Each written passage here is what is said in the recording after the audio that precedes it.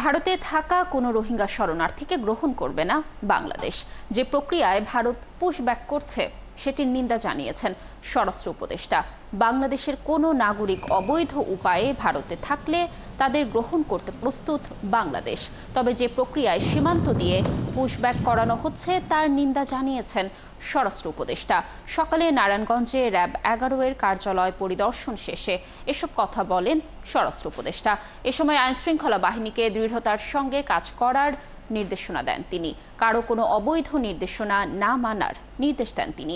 সামাজিক যোগাযোগ মাধ্যমের উপর নির্ভর করে অনেক ক্ষেত্রে আইনি পদক্ষেপ নেওয়া বিষয়ক প্রশ্নেরও জবাবে তিনি বলেন, যথাযথ তদন্ত করেই ব্যবস্থা নেওয়া হচ্ছে। বাংলাদেশে পুশব্যাক নিয়ে হিউম্যান রাইটস ওয়াচের প্রতিবেদনের বিষয়েও এ সময় কথা বলেন তিনি।